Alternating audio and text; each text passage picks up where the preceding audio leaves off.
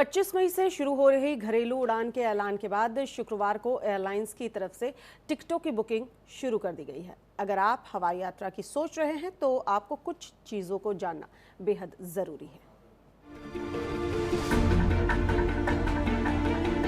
25 मई से घरेलू उड़ान के जरिए अब आप एक शहर से दूसरे शहर का सफर कर सकेंगे, मगर घरेलू उड़ान द्वारा सफर के लिए सख्त गाइडलाइंस और एडवाइजरी का पालन करना बेहद जरूरी होगा।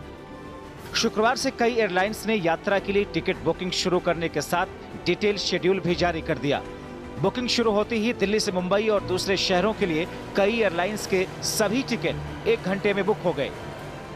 Director general of civil aviation की ओर से सभी एयरलाइंस को रूट और स्टेशन चार्ट दे दिया गया है। फिलहाल कुल 8 एयरलाइंस को रूट अलॉट किया गया है, जिनमें air India, Indigo, Go Air, air Asia, alliance air, spice jet, true jet और विस्तारा शामिल हैं। नागरिक उड्डयन मंत्रालय ने गुरुवार को घरेलू उड़ानों के लिए डिटेल गाइडलाइन जारी की थी, जिसके मुताबिक केवल 33% उड़ानें ही शुरू होंगी।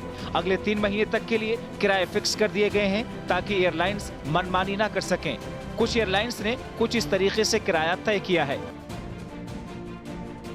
स्पाइस जेट के जरिए अगर आप नई दिल्ली से मुंबई जा रहे हैं तो आपको 6,500 रुपयों से लेकर के 16,500 रुपए खर्च करने पड़ सकते हैं।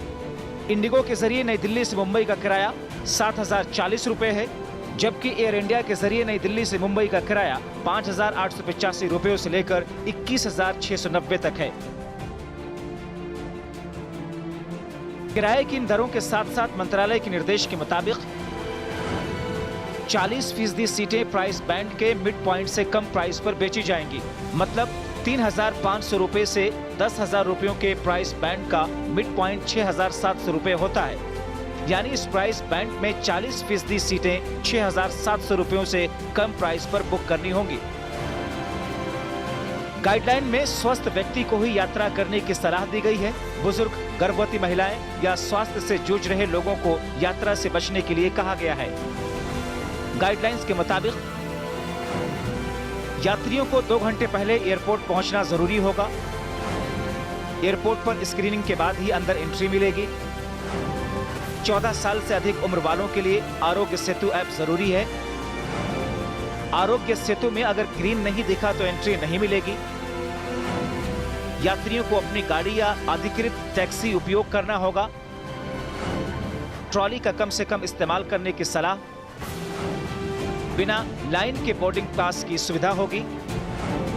सभी को मास्क और ग्लव्स पहनना जरूरी होगा। डिपार्चर में 4 घंटे से पहले एयरपोर्ट टर्मिनल बिल्डिंग में एंट्री मिलेगी।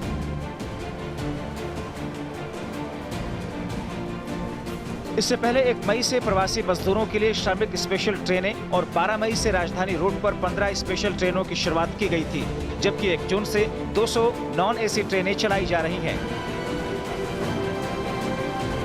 ऐसे में 25 मई से घरेलू उड़ान की सुविधा से आवाजाही और आसान होगी। Bureau report, R9 TV, Uttar Pradesh, Uttarakhand.